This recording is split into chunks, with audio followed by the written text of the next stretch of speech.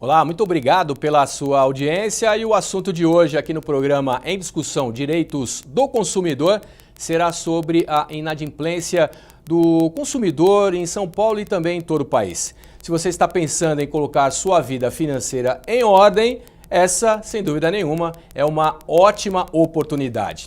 Hoje, os nossos especialistas são a Elaine Pisaneski, que é diretora financeira e administrativa de uma das maiores redes globais nas áreas de auditoria e consultoria, Flávio Calife, economista e responsável pela área de indicadores econômicos, análises setoriais e econômicas do SCPC, e Sérgio Tanuri, que além de advogado especialista em direito do consumidor, também é jornalista. Muito obrigado pela presença de todos. Tanuri, além de advogado, é concorrente, é jornalista. Isso mesmo, porque o direito e o jornalismo sempre foram as minhas paixões. Quando eu estava na época pré-vestibular, eu estava em dúvida em fazer as duas. Depois, por impulso dos meus pais, falaram, faz as duas. Então, acabei concomitantemente fazendo primeiro faculdade de Direito, 5 anos, depois a faculdade de Comunicação Social, lá na Metodista, formando em jornalismo, que veio impulsionar a minha carreira como defensor dos direitos do consumidor, que há mais de 20 anos estou levantando essa bandeira através de artigos da mídia, na atuação profissional, no dia a dia, sempre em defesa da causa consumerista. As paixões, podemos dizer que se completam? Sim, mesmo porque muitos bons jornalistas Sim. não têm o diploma de jornalista e são bacharéis, exemplos famosos. E tem também grandes advogados, causídicos, juristas formados que têm vocação para escrever mais do que jornalista. Então, Sim. essas duas profissões caminham lado a lado para tratar das ciências humanas de uma forma bem similar. E ampla, né? E se ampla. Completam, na verdade, Se completam. né? Flávio Calife, obrigado pela oportunidade, privilégio ter você aqui, economista. Queria primeiro que você desfizesse uma dúvida. Qual a diferença do SCPC para o SPC? São empresas diferentes. Tá. Né? O SCPC pertence à Boa Vista, pertence de Boa Vista SCPC, que é o Serviço Central de Proteção ao Crédito. O SPC Brasil é uma outra empresa, também SPC também significa Serviço de Proteção ao Crédito, que havia surgido junto, depois separaram, mas já há algum tempo, e que tem a mesma função, são concorrentes, na verdade. Né? Então você tem também a Serasa Experience, os 3 grandes concorrentes deste mesmo setor, que fazem o mesmo tipo de trabalho, que é exatamente reunir essas informações de crédito e inadimplência, né? São birôs de crédito, como a gente gosta, como são conhecidos, e que permitem que as empresas, que os bancos, que o varejo consultem ali informações centralizadas. Mas são empresas diferentes, mas e concorrentes. E você já atua no mercado há quanto tempo? Eu sou na Boa Vista há 8 anos. Sim. Eu já trabalhei em outras áreas financeiras, normalmente agora e como economista, e eu assumi a área econômica da Boa Vista em 2011. Ela surgiu em 2010. A Boa Vista surgiu, o SCPC era da Associação Comercial de São Paulo, isso é importante dizer, ainda é na verdade, né? Mas ele era totalmente administrado pela Associação Comercial. Em 2010 foi feita a venda da parte do SCPC, que o SCPC é o banco de dados, né, que tem exatamente todas essas informações.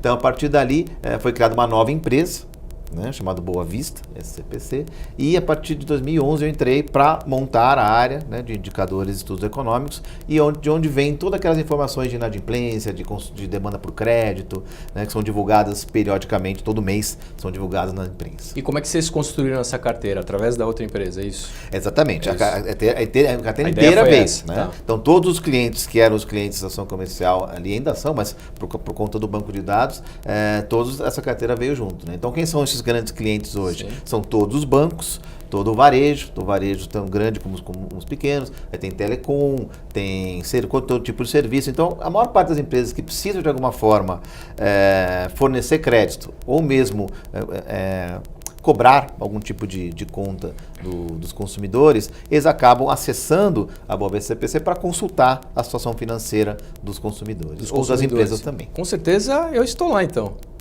Sim, com certeza o seu CPF com certeza está lá. Se tem alguma restrição, eu já não sei. Mas não precisa olhar não, tá? Não precisa. Não precisa é olhar. só você que pode olhar também. Com certeza. Elaine, tudo bem, Elaine? Tudo bem, Marcos. Privilégio recebê-la aqui também. Prazer, muito obrigado. Deixei você por última. Sim. Pelo fato de que você vai dar muitas dicas, tenho certeza que o telespectador que está aqui está com certeza querendo saber como planejar a vida, né? De repente alguém que está no vermelho, como é que sai do vermelho, volta para o azul, planejamento familiar, que eu acho que é um fundamento extremamente importante, principalmente nos dias de hoje. Evidentemente você vai falar sobre tudo isso, mas primeiro eu queria que você se apresentasse, nada melhor do que você mesma, Claro. né? A tua atuação, a tua formação, por favor. Sim, sou formada em contábeis, ciências contábeis, né? Graduei, fiz um MBA em controladoria, atuo já nesse ramo há mais de 20 anos na área de finanças. Então criou-se uma paixão dentro de mim em relação a olhar os números, fazer uma gestão futura para saber onde eu quero chegar, como eu quero chegar e como eu posso chegar.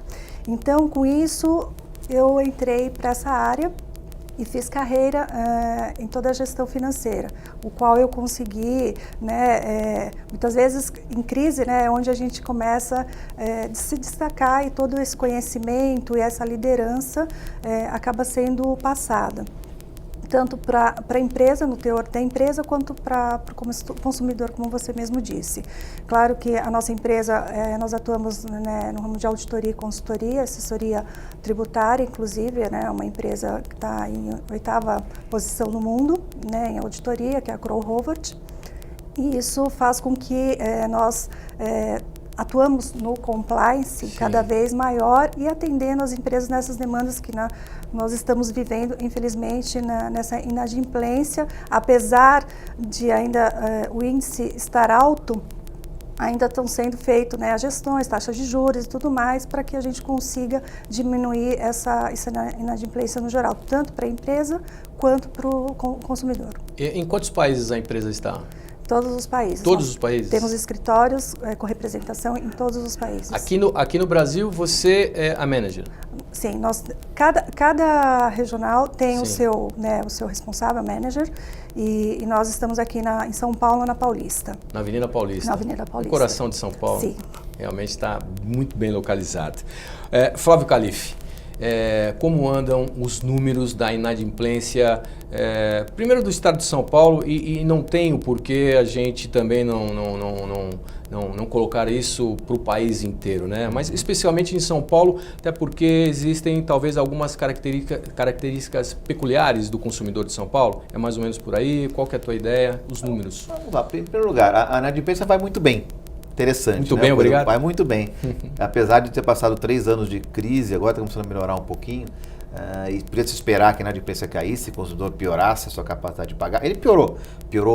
Os orçamentos pioraram, é verdade. A situação do consumidor piorou, o desemprego aumentou, a renda caiu, tudo isso, sem dúvida piorou. Mas a inadimplência, de forma bem interessante, ela não piorou. Pelo contrário, 2 anos para cá, mais ou menos, ela vem caindo. Em São Paulo, caindo no país inteiro. E ela vem caindo principalmente por conta de um comportamento diferente do consumidor. O consumidor realmente, nesse período de crise, ele fez algo que ele não fazia de uma forma muito comum, que é realmente parar de consumir. Então a gente viu uma redução significativa na tomada de crédito. Então a demanda por crédito do consumidor caiu bastante nos últimos anos. Está começando a recuperar agora, depois chegaremos lá. Ele parando de tomar crédito, ele parou de consumir, então os números do varejo caíram bastante também, começaram a subir agora de novo. Então isso diminuiu a sua chance de ficar inadimplente. Então a inadimplência recuou, tanto em termos do que a gente chama de fluxo, novas dívidas que entraram na base do CPC, como também de estoque. Números do Banco Central divulgados hoje mostram que o estoque inadimplência também está caindo, já há mais de um ano. O que significa isso? Em termos de estoque Isso. e fluxo. Quando eu falo em fluxo, eu falo o seguinte, olha, entraram 5% mais dívidas no SCPC este ano do que ano passado. Então entraram novas dívidas, né? Agora, como é que está o estoque, né? Como está o estoque? Quantas pessoas estão inadimplentes do total? Tá. Né? Quem faz esse cálculo é o Banco Central, ele faz em termos de valores da dívida. Ó, hoje é 5% das dívidas estão sem pagamento há mais de 90 dias. Esse é o número que o Banco Central usa. Então é o estoque da inadimplência. Total do que foi emprestado, 5%, falando de pessoas físicas, estão sem pagar, né, em termos de valores, há mais de 90 dias, que é o número que a gente usa. Esse crescimento, ele preocupa, passa a preocupar a partir de agora, até porque eu não sei, e eu gostaria de saber de você, estamos a vias de uma nova eleição para presidente. Isso também implica nesse crescimento? Isso. A inadimplência, ela vem, como eu havia dizendo, ela está bem controlada, né? Ela está até na média até abaixo do que períodos anteriores e está bem longe do pico que tivemos em 2012. Está bem abaixo, lá chegamos a 7,2%, hoje estamos em 5%, ou seja, está bem menor. Então, o mercado de crédito em si não é um mercado que vem preocupando, que tem tido grande problema. O endividamento das famílias diminuiu, né? E a inadimplência também, e mesmo no momento de crise. Então, na verdade, o que acontece é que esse consumidor hoje ele está muito mais pronto para consumir do que ele estava em anos anteriores. Pode ser que agora, e aí eu acho que a pergunta, vou levar um pouquinho para frente do que você me fez, a gente vai ter que observar agora, porque muitos perguntam, né, para a gente, então o consumidor brasileiro aprendeu? Sim. Aprendeu na crise. Nós precisamos saber se ele vai também ter aprendido na bonança, ou seja, na hora que vier o dinheiro, na hora que ele estiver melhor, será que ele vai continuar se controlando como ele se controlou? Porque a grande crise de inadimplência que nós tivemos foi em 2012, a última, foi no momento de bonança. O consumidor estava empregado, a renda estava subindo, né? O desemprego era muito baixo, e mesmo assim, só que o consumidor tomou muito crédito e ficou mais inadimplente, né? Agora a gente deve voltar a ter um crescimento do crédito. Agora a gente vai saber se o consumidor realmente aprendeu agora nessa crise, ou se ele vai ter ainda, né, que ter mais orientações aí financeiras. Eu acho que assim, em virtude de todo esse cenário, acho que tudo é levado como uma lição, né, aprendida, porque ele vai ser mais cauteloso. Hoje ele vai estar com mais informações para poder nortear, né, até que ponto vai ser o limite para que ele possa efetuar mais gastos, realizar o planejamento efetivo. Como fazer esse planejamento, né, as dicas que nós podemos, né, no momento, né, falar e abordar sobre o tema. Com certeza. Porque acho que essas dicas e o planejamento é o segredo para que você consiga almejar suas conquistas futuras, né, em família, empresa e tudo mais. Tanuri, em cima disso, evidentemente você é um grande especialista nesse setor do direito do consumidor, mas o consumidor não se planeja? Qual o teu raio-x em relação a isso? Olha, o consumidor, ao longo dos anos, ele tem evoluído. Eu vou dar um exemplo. O Código de Defesa do Consumidor, sancionado em 11 de setembro de 1990, entrou em vigor 6 meses depois, ou seja, em 11 de março de 91, completou 28 anos. Nesses 28 anos, muita coisa se conquistou, mas existe ainda muita desinformação por parte vamos dizer assim, de todas as camadas da população. Falta informação ainda, mas houve um grande avanço. O pessoal não sabe todos os seus direitos, sim, mas evoluiu, começou a prestar mais atenção e saber poucas coisas, sabe? Sim. As dicas, como se proteger. Mas em cima, só cortando você, mas falta informação ou as pessoas não se interessam pelas informações? Então, a questão cultural, boa pergunta, Marcos, por quê? A questão cultural brasileira é complicada, porque quando alguém chega para mim e fala, eu caí no golpe porque eu não sabia o direito, não sabia qual era o que a lei me garantia. Quem não é operador do direito não tem obrigação de saber o código, porém, como cidadão, todo mundo deveria, né, ter a curiosidade diante de efetuar uma transação eletrônica, antes de comprar um produto ou contratar um serviço, pesquisar. Hoje nós temos a internet. Sim. Só ir no Google, pesquisar, para evitar cair no golpe. Também, uma coisa que é simples, todo estabelecimento comercial é, por lei, obrigado a ter um exemplar do Código de Defesa do Consumidor, que é o Código do Povo, que é vendido em qualquer banca por menos de R$10.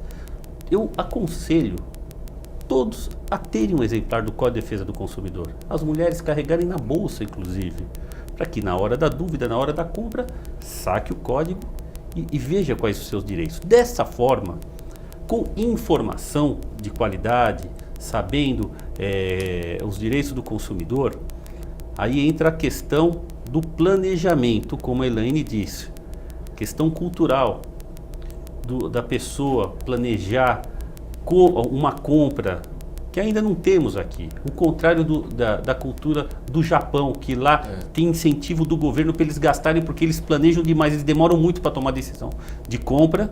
Deve ter um cofre em casa, né? Eles demoram demais, inclusive. E aqui no Brasil, o que acontece? Por mau exemplo, inclusive,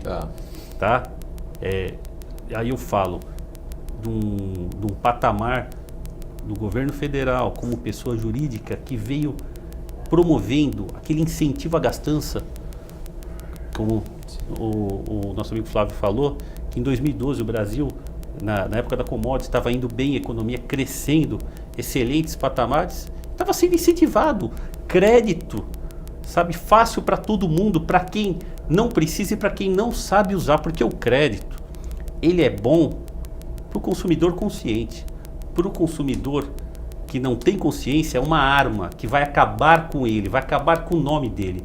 Porque para muitas pessoas, o maior patrimônio é o nome, que vai lá e pode fazer um crediário e ir pagando.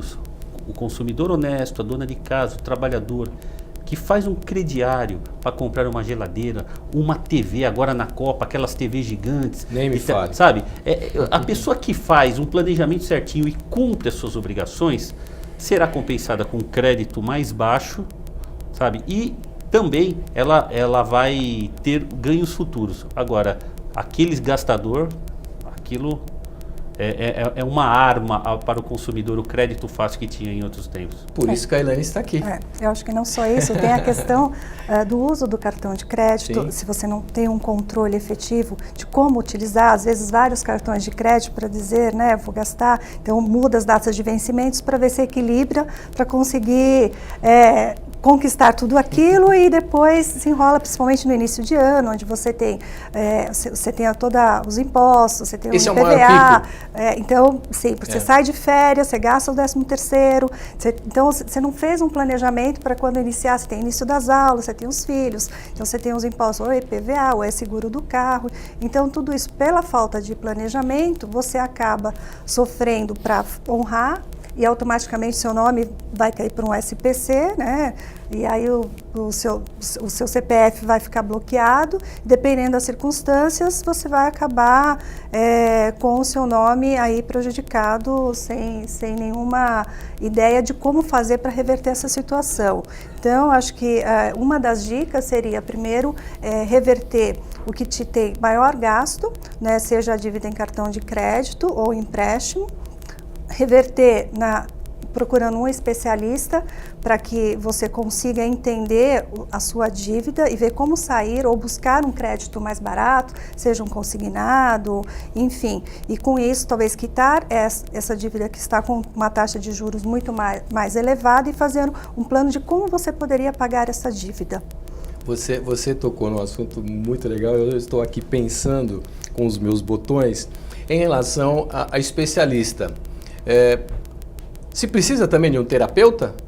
Olha, muitas vezes, às vezes, olha, acaba sendo necessário. Elaine, por que é tão difícil não gastar?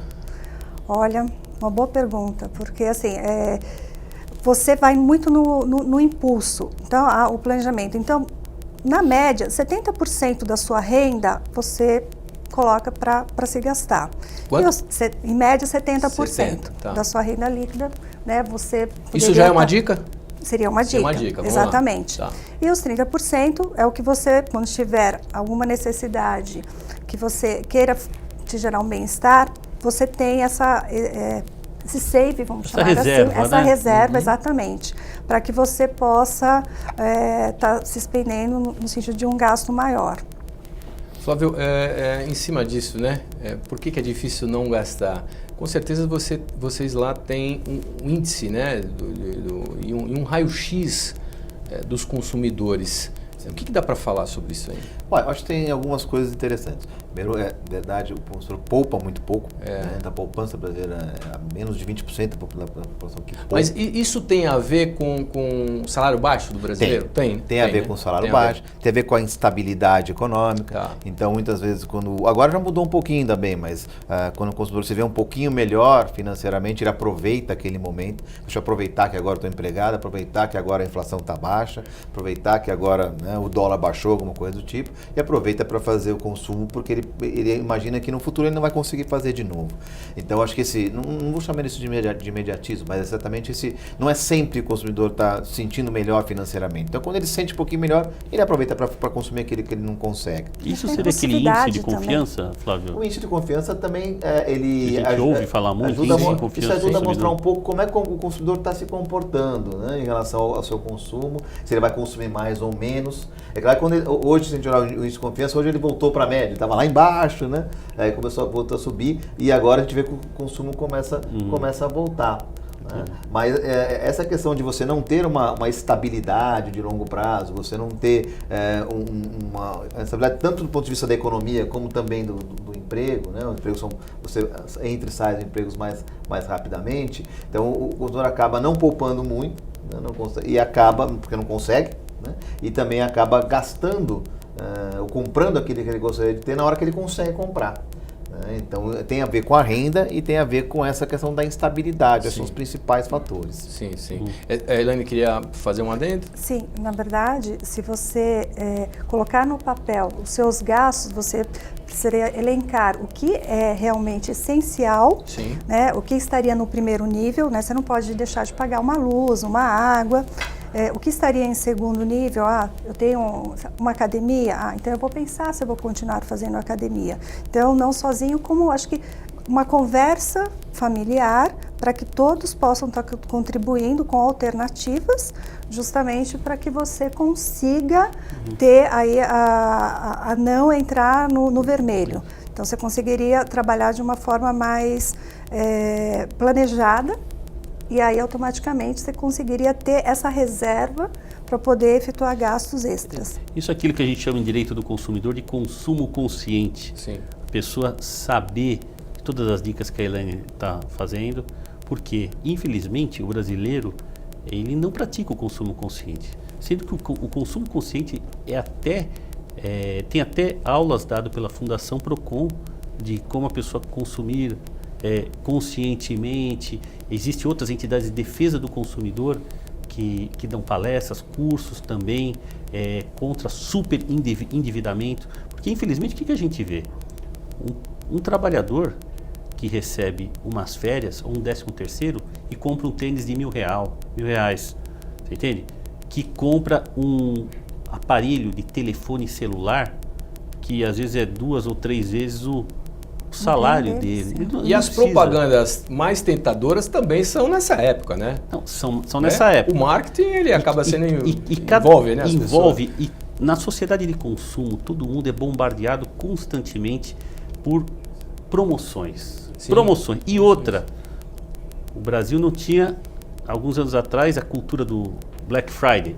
Já ingressou total e vai ser nesse ano, vai equiparar em vendas. Em ticket médio o ano passado já foi maior que os outros feriados. Esse ano vai encostar em vendas com relação a ticket médio ao Natal. Flávio pode em cima disso, quais são os cuidados que o consumidor deve ter no consumo, né? E vamos englobar a internet, né? Que eu acho que é um assunto palpitante que eu queria falar com você sobre isso. Olha, primeiro, Marcos, os golpes também crescem na medida em que a sociedade de consumo ela vai cada vez mais se aperfeiçoando.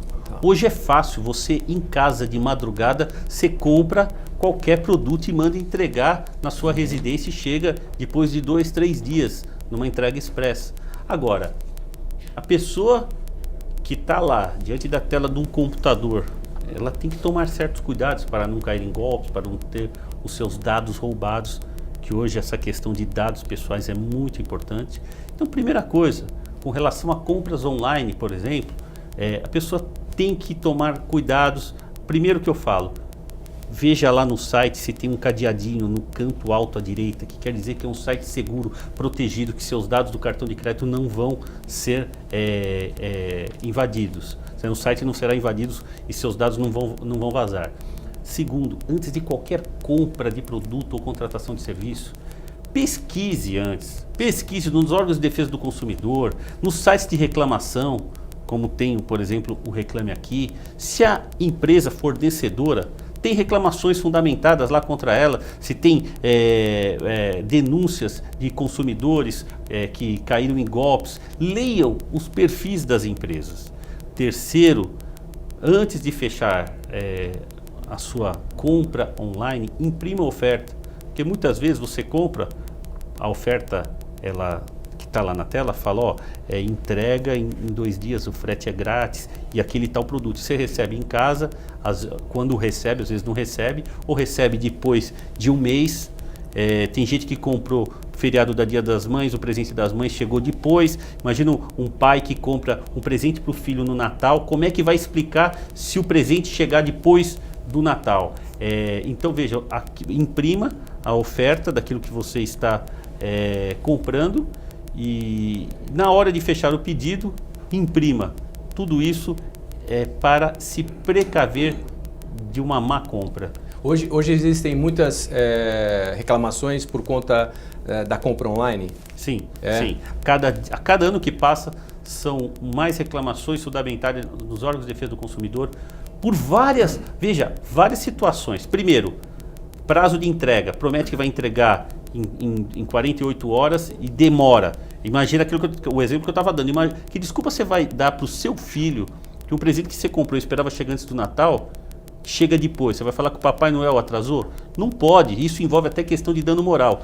O segundo, que aconteceu muito na Black Friday do ano passado, sites espelhos de lojas famosas.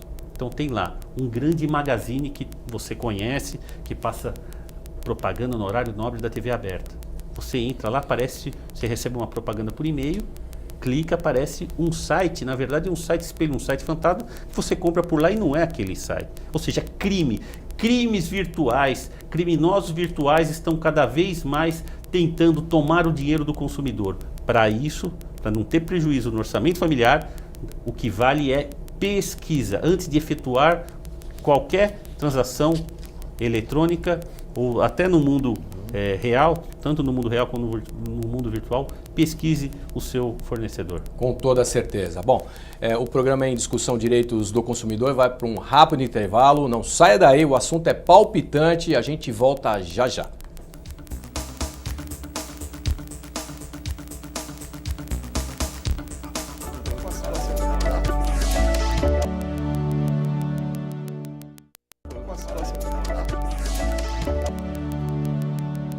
Muito bem, de volta com a discussão Direitos do Consumidor de hoje. Com a gente aqui a Elaine Pisaneschi. Elaine, a gente abordou sobre o consumidor individual, mas eu gostaria de falar com você e te perguntar como se fazer um orçamento familiar a médio e longo prazo. Sim. O ideal, se falando em consumidor, que é a pessoa física, você faz um planejamento anual e faz um acompanhamento desse orçamento mensal. Através desse orçamento, vai te dar um norte de como você vai atuar para que você não entre de uma forma preventiva no índice de inadimplência. E falando em empresa, você tem o balanço entre receita e as despesas. Então, você tem internamente fazer a gestão desse planejamento anual, um acompanhamento mensal, para que você consiga entender o que está acontecendo e juntamente com o seu fluxo de caixa, os orçamentos propriamente dito, que são planejados com os executivos da empresa. E automaticamente para a pessoa física, você tem todo o norte dos seus rendimentos para saber até que ponto você pode estar gastando e quais são as despesas que são no primeiro nível, vamos chamar assim, que são essenciais, que são obrigatórias para que dentro daquele seu rendimento você consiga honrar. E automaticamente você já vai estar trabalhando de uma forma preventiva, mesmo no individual. É mesmo no individual? Sim. É mais difícil planejar uma família? A proporção acaba sendo a mesma. É claro que o peso, os gastos acabam sendo maiores, mas como que você vai praticar esse exercício, ela tem a mesma metodologia. Ela não vai fugir, não existe segredo. É a forma como que você distribui a sua renda com relação aos seus gastos. Flávio, me diz uma coisa, em relação ao tempo médio do inadimplente, como está hoje atualmente isso? Quanto tempo ele fica inadimplente?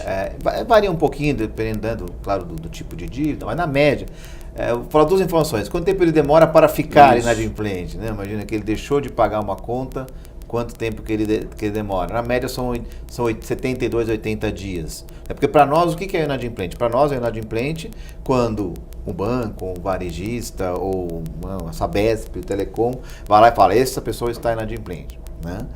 Aí nós registramos essa pessoa, nos enviar a carta, mas se ela não pagar, ela fica inadimplente. O Banco Central fala, não, se for acima de 90 dias. Então são critérios diferentes, mas é mais ou menos o mesmo tempo. Depois que ele ficou inadimplente, na média, ele sai do cadastro, na média, em torno de 60 dias, né? Mais ou menos. Né? Então, é claro, depende do tipo de dívida, mas na média ele demora mais ou menos 60 dias. Mas é claro que tem alguns que ficam bastante mais tempo, né? O cartão de crédito às vezes demora mais.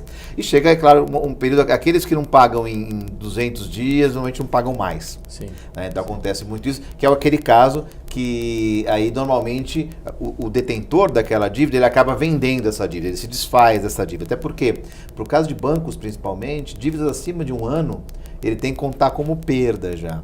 Então o que ele faz? Ele pega essa carteira, chamada carteira podre, né, que é uma carteira que não foi paga, e vende. E ele vende por um preço bem menor. Bem menor assim é 5% do valor. E acaba indo para outras empresas. E é por isso que aquelas empresas conseguem negociar por um valor até pequeno, às vezes, da dívida, porque qualquer valor às vezes já vale a pena. Então, isso acaba acontecendo. Então, na média, 70 dias é o que demora para ele pagar essa dívida. Sérgio, isso é legítimo? Essa compra da carteira devedora de um banco? E como que o consumidor deve reagir perante a isso se o nome for negativado? Sim, veja, isso é legal. Uma relação aí que o sistema empresarial bancário desenvolveu não afeta o consumidor. O consumidor, ele tem que ter ciência da seguinte coisa. O Código de Defesa do Consumidor, ele ampara o cidadão que for negativado, que tiver o seu nome incluído no cadastro de negativação, Sim.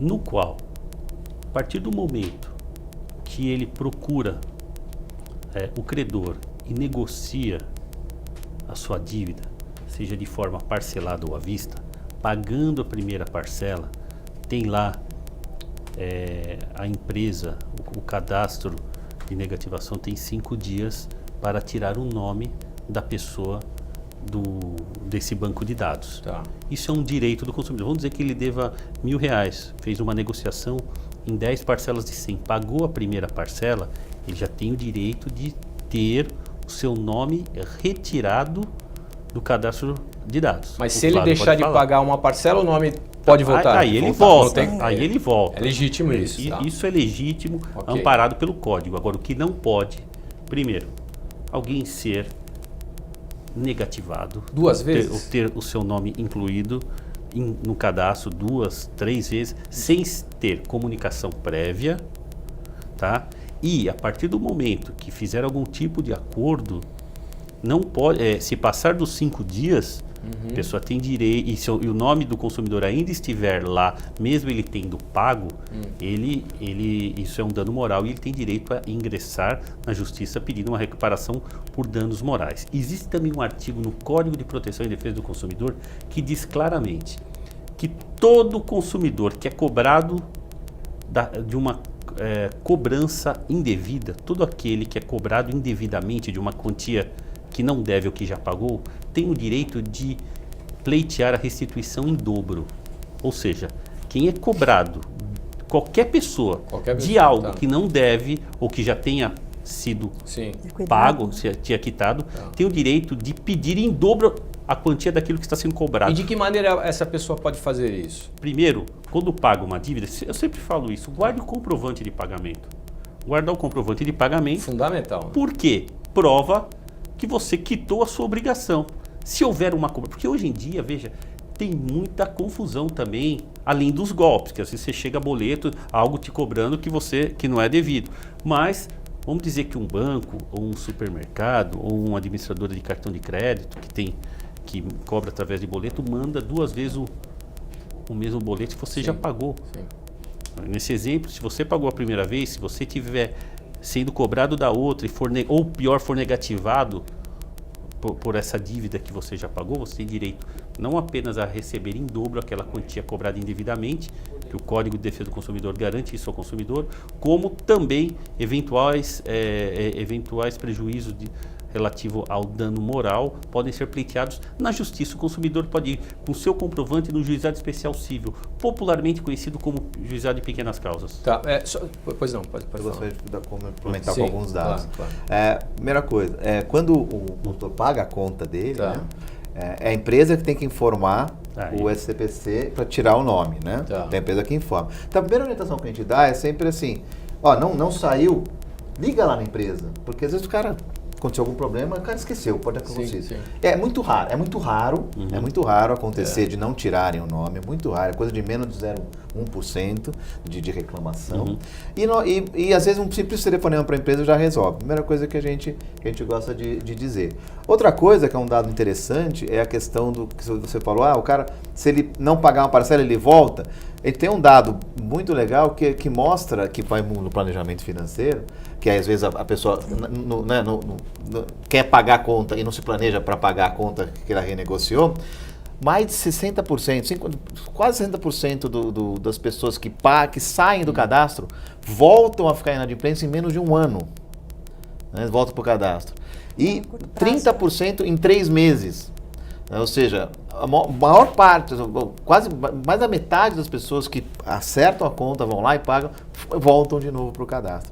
Isso normalmente reflete uma falta de planejamento na hora que ele renegocia o pagamento, né, e não consegue organizar isso dentro do seu orçamento. Esse é o teu pensamento, Elaine? Não, tanto é verdade, complementando, né? O que acontece? Quando não se paga, você depois faz o pagamento e você pede para fazer a baixa, você pode pedir a instrução de baixa desse título, para que você confirme que esse título que foi protestado, enfim, o seu nome foi para SPC, foi realmente liquidado, para você ter a garantia por parte da empresa ou uma carta dizendo que a dívida está quitada. E ter a abertura da renegociação propriamente da dívida, porque às vezes são juros abusivos e às vezes na negociação você consegue até combinar uma isenção e pagar dentro do seu orçamento. Então acho que essa influência de você abrir e buscar seus direitos de consumidor, onde você tem acessos gratuitos, inclusive, para que você consiga administrar isso da melhor forma, né, na quitação. Os últimos feirões têm dado certo, né? Sim. Né? Como é que tá? Sim, tem feito feirões todo ano. Os números né? são positivos, pelo menos, Sim, né? são números bem positivos. Que está reunindo muita gente. Interessante, são feirões que não são só feirões para renegociar dívidas, mas também para educação financeira. Também a Boa Vista tem uma área inteira também preocupada com isso, que tentar levar o consumidor lá e falar assim, o que você precisa fazer para renegociar a dívida? Né? Que orientações para renegociar? Como organizar isso? Uma orientação que a gente gosta de dar, que é interessante, porque muitas vezes o consumidor ele acha que ele precisa de um intermediário para fazer aquilo. Né? Então, e às vezes é um custo elevado isso, e muitas vezes é fraude, é golpe. Né? Não há como tirar o nome do cadastro sem pagar a conta. Não existe, às vezes você vê lá no post, né? Limpe seu nome sem pagar a conta. Isso é fraude, né? Ou alguma coisa irregular. Hoje o consumidor pode ir na Boa Vista, mas também pode ir no site diretamente, ele vai saber ele sabe, na hora que ele consulta o nome, ele sabe quem é o seu credor, qual é o tamanho da dívida, e tem lá o endereço, o telefone.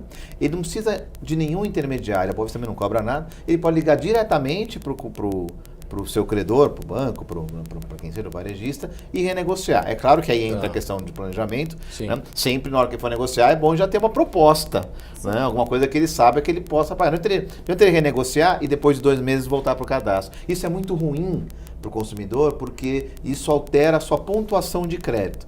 Porque hoje não é só a questão de estar negativado ou não, é também, às vezes você pode não estar negativado e chegar e fazer uma compra e a pessoa fala, não vou te dar crédito, porque a sua pontuação, o seu score, como é bonito chamar, né? Seu score de crédito é muito baixo. Às vezes esse score é baixo porque às vezes a pessoa entra e sai muito do cadastro, né? Deixa de pagar por muito tempo. Então tudo isso pode diminuir o seu score. Se ele faz essas negociações e fica toda hora entrando e saindo do cadastro, isso piora o histórico financeiro do consultor e é ruim, prejudicial para ele. As empresas de telemarketing, né?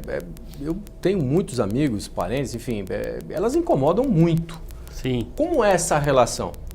Primeiro, existem regras e existe uma lei no qual, aqui no estado de São Paulo, a pessoa que entrar no site, inclusive, da Fundação Procon e Sim. deixar o seu telefone cadastrar como que não queira receber ligações indesejadas de telemarketing, Ótimo. essas empresas elas têm que seguir. Porque, veja, é um ramo, o telemarketing é essencial ao consumo, desde que seja praticado de uma forma aceitável, que não haja abuso. Agora, o que não pode acontecer 8 horas da noite, 9 horas da noite estão ligando na sua casa, oferecendo produtos. Às vezes é uma ligação que ligam direto, ligam dias após dias, você já disse não e não quer, você não quer e fica lá te atormentando. O consumidor não tem que passar por esse constrangimento. Isso daí já é uma prática abusiva, é uma prática vedada pelo Código de Defesa do Consumidor, e a pessoa ela pode se cadastrar e não querer receber essas ligações de telemarketing. E por falar em abuso, as taxas dos bancos e principalmente dos cartões de crédito são absurdas. Sim. Absurdas, né? Eu diria até extorsivas, mais do que abusivas. Como fazer? É complicado, porque não dá para regular, é o mercado que estipula essas taxas. Então veja, a questão, estão falando muito, a gente vê muito na mídia recentemente, a questão do cadastro positivo, que uma vez implantado, seria um banco de dados positivo do bom pagador, iria baratear o crédito, os bancos iriam diminuir os juros. Ora, os bancos, eles estipulam os juros e mesmo com algumas medidas, a gente torce para que baixe, que os juros do Brasil são dos maiores do mundo. Mas não dá para fazer nada o consumidor, nem o governo impor, porque a Constituição não permite que haja esse tipo de interferência. O que dá uma pressão da sociedade, clamando por novas medidas, como o cadastro positivo, que eu reputo que seja uma boa iniciativa, porque ele vai dar um crédito mais barato, de acordo com o score, com a pontuação do bom pagador, vai premiar quem paga suas contas em dias. A gente só torce para que, como todas as entidades de defesa do consumidor estavam se debatendo muito em torno da questão do cadastro positivo, quanto à relação do vazamento de dados pessoais. A gente torce para que o cadastro positivo venha como uma inovação cada vez mais, que barateie o custo do crédito, que seja benéfico para a sociedade, só que os detentores das informações pessoais, enquanto eu gasto, quanto você gasta, quanto a Elaine gasta, quanto todos nós gastamos, os consumidores, quanto o Flávio gasta, quanto cada um de cada gasta, não vaze. Porque é direito do consumidor o direito à privacidade. Flávio, como é que vocês lidam com possíveis vazamentos de dados importantes? Assim, a empresa está preparada para proteger os dados, né? Isso é uma coisa que não pode acontecer, né? Sem dúvida, e há penalizações para isso se houver, né? Então, se a gente olhar principalmente a questão desses birôs, né, essas partes de informação, bastante informação, a gente quase não vê, né? No Brasil, eu não me lembro de ter visto, já acontece, claro, teve um evento recente nos Estados Unidos que aconteceu vazamento, não foi nem Facebook, foi uma outra empresa. O que aconteceu realmente, a empresa perdeu um valor de mercado, teve que pagar uma série de penalizações, e toda empresa que mexe com quantidade de dados, e o cadastro positivo está com a participação, né, dos órgãos de defesa do consumidor exatamente para que isso seja, né, evitar esse tipo de coisa. É por isso que está demorando um pouquinho, né? Mas acho que vai sair com essa, claro, com todas essas coisas. E toda empresa que lida com dados tem uma área importantíssima, que é essa área de proteção de dados, né? E tem que estar preparada. Tem uma série de regulamentações que ela tem que seguir, né? Mas eu queria, se me permite, continuar a questão dos juros muito abusivos, e é verdade, o Brasil é um país, apesar de ter caído, né? Estão caindo, sim. ainda continua. Quando a gente fala que caiu Tem quase que cair pela muito, metade, né? tem que cair muito. Que cai a taxa, Tem que cair muito. a taxa Selic cai, isso daí. Então, Esse é um termômetro. É um debate Mesmo importante. assim é alta. Porque a taxa Selic, ela é uma taxa básica. A taxa ao consumidor, ela inclui, além do número da Selic, quase da Selic, o spread. E há toda uma agenda de discussão no Banco Central sobre a redução dos spreads. O cadastro positivo é uma das coisas. Tem regulamentações do cheque do cartão de crédito que já foram feitas, né? Do cheque especial, que foi feito também. Tem uma série de reformas chamadas microeconômicas com a tentativa de reduzir. Né? O que está nesse spread? E eu falei uma coisa no começo do programa que eu vou voltar um pouquinho nela. Esse spread é composto, o Banco Central soltou esse estudo, mais da metade, 50% é inadimplência. 20%, 25% são impostos. E a margem mesmo de lucro é 20%, 15%, 20%. Porque essa margem você consegue reduzir com uma competição maior. E o cadastro positivo, apesar do pessoal às vezes... Sim. Né, ele aumenta a competição entre os bancos. Né? Então, e é bom para o consumidor. E é bom para o consumidor. Então ajuda a reduzir essa competição. Tem impostos que também... Tem a questão do que a gente chama de depósito compulsório, que os bancos são obrigados a deixar no Banco Central, não podem usar, então isso encarece o crédito. Então tem parte do dinheiro que ele não pode emprestar por causa da política monetária. Sim. E a inadimplência, que eu falei aqui, mas você falou que a inadimplência está boa.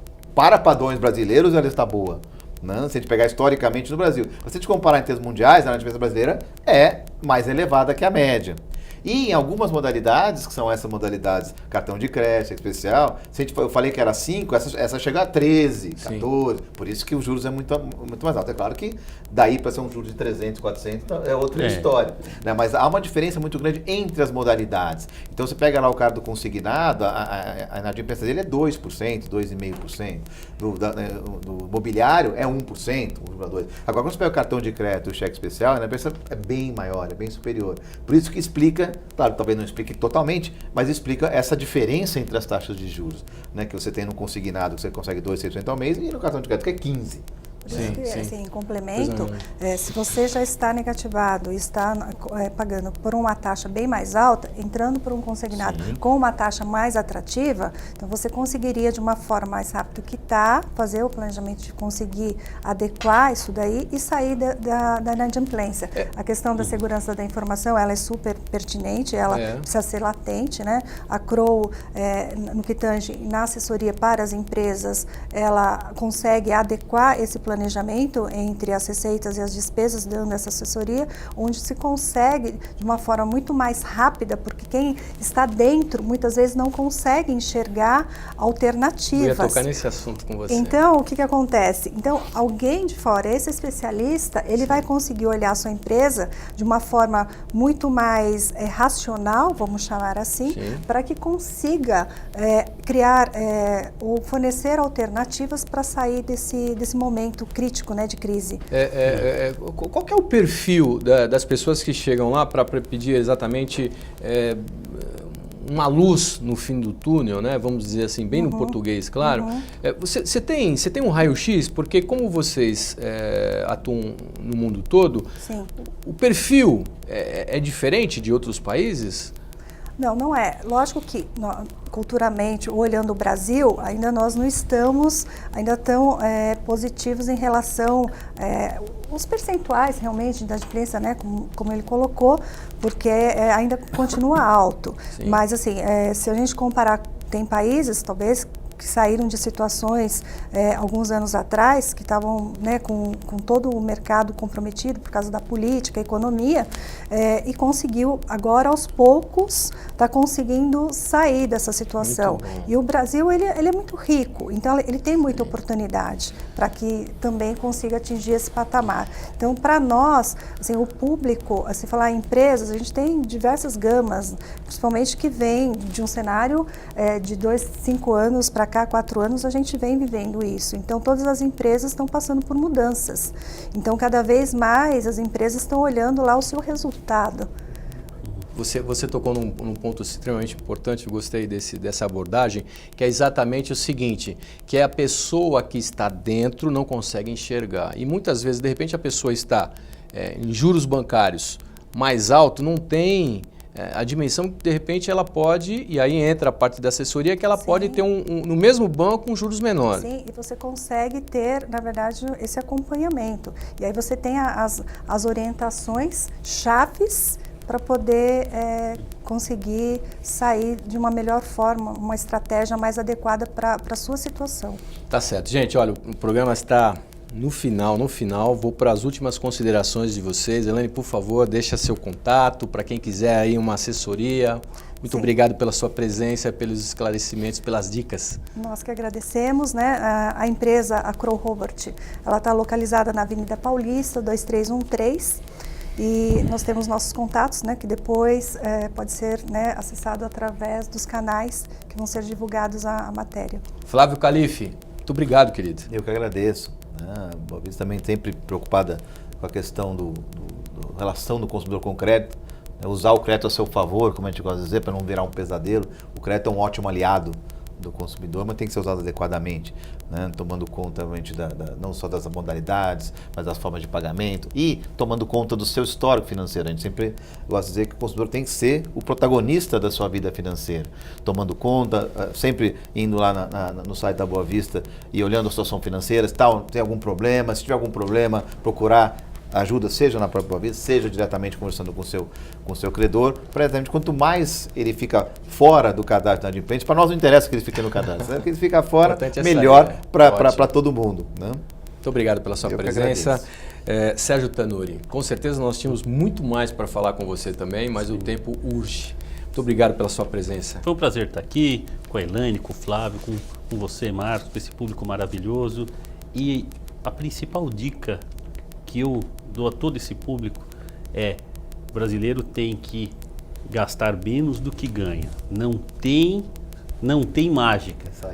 Se uma pessoa física, jurídica ou um governo gastar mais do que arrecada, com certeza vai ter problemas de inadimplência e eventual falência.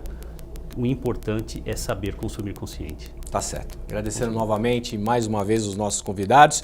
E uma discussão Direitos do Consumidor de hoje está terminando.